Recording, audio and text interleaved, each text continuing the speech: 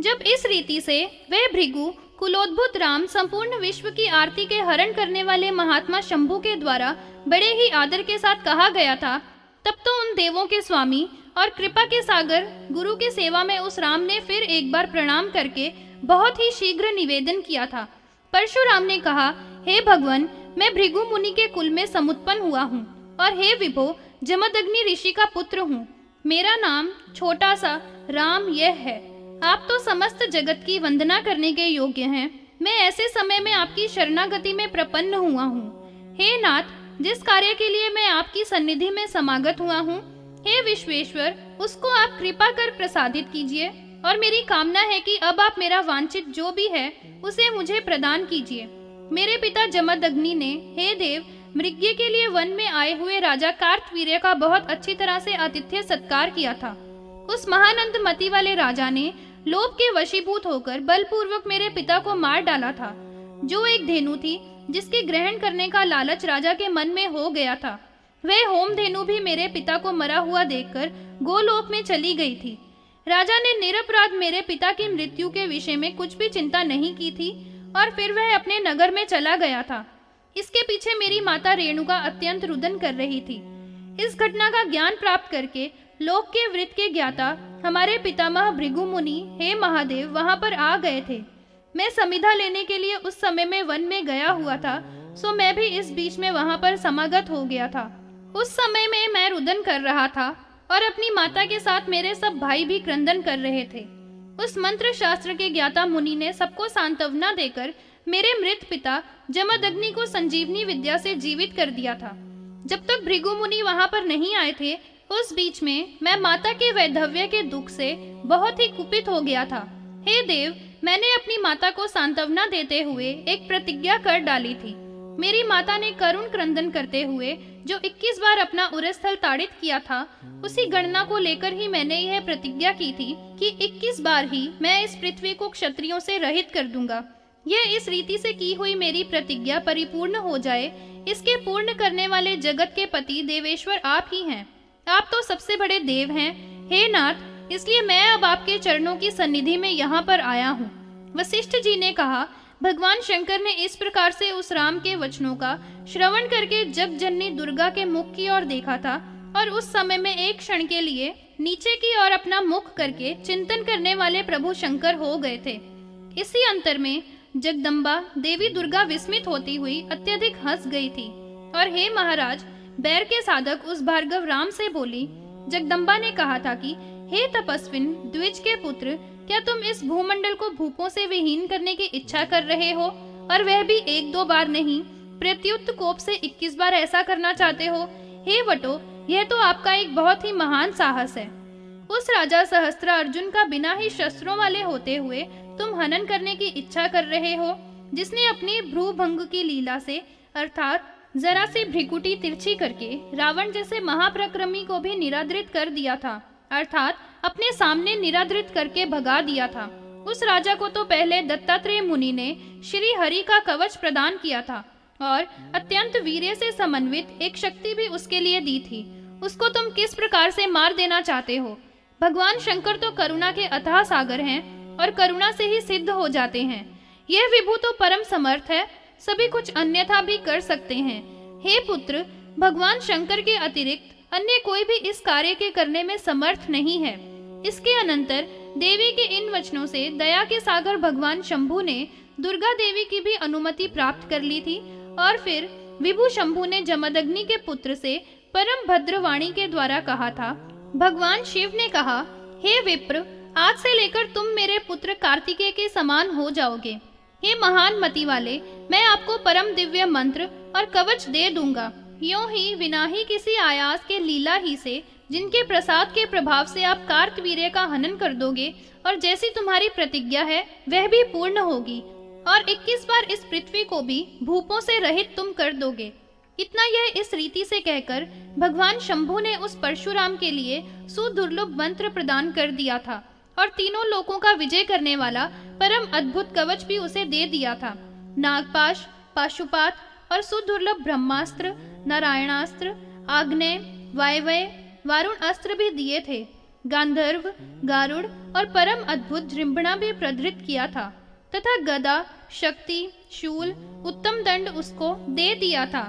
इस तरह संपूर्ण शस्त्रों और अस्त्रों के समूह को पाकर राम बहुत ही प्रसन्न हुआ था।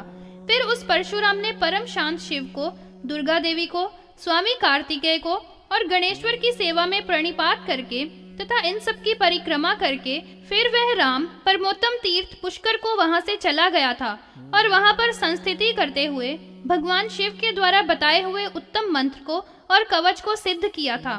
फिर भृगुनंदन ने बड़े ही आनंद से संपूर्ण कुल और सेना के सहित राजा कार्तवीर्य का निहनन करके अपना पूर्ण कार्य साधित किया था। फिर वह राग अपने पिता के घर को विनिवृत्त होकर चला गया था।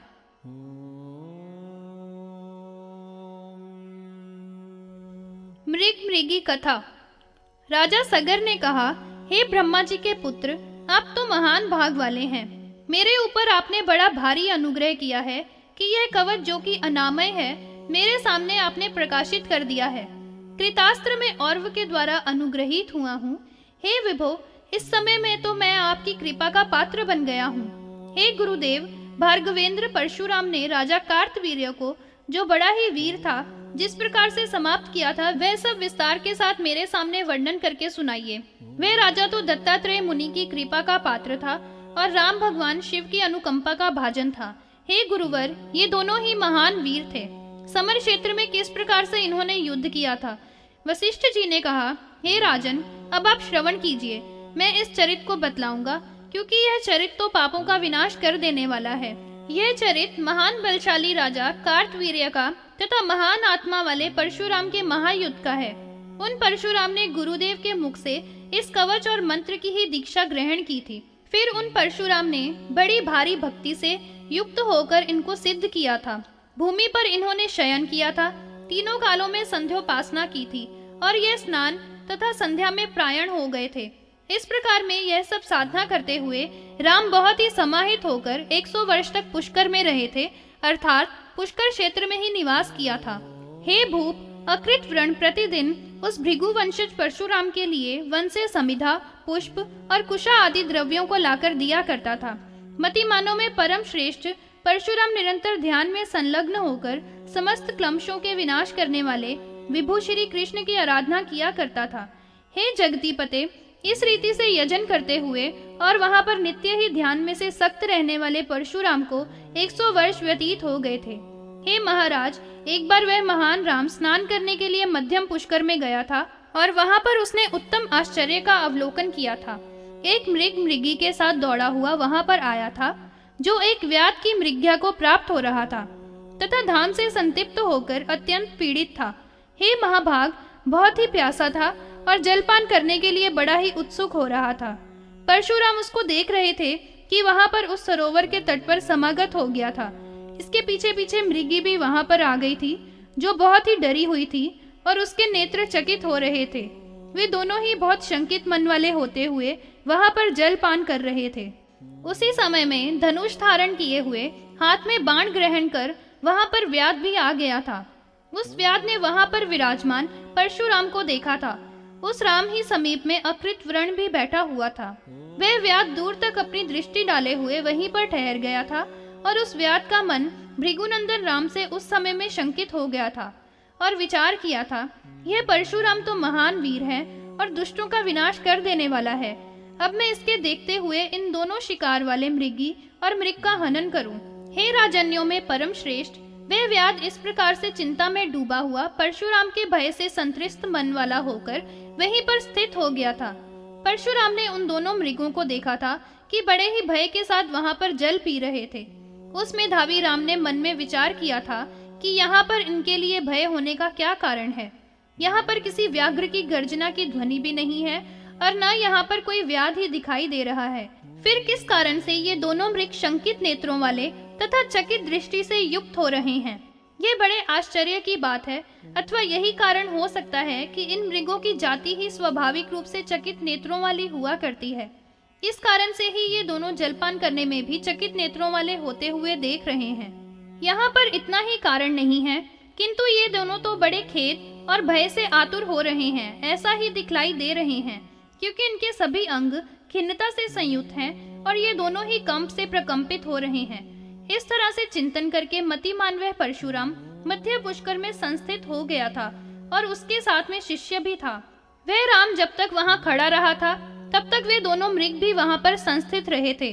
जलपान करके वे दोनों मृग एक वृक्ष की छाया का आश्रय ग्रहण करके बैठ गए थे।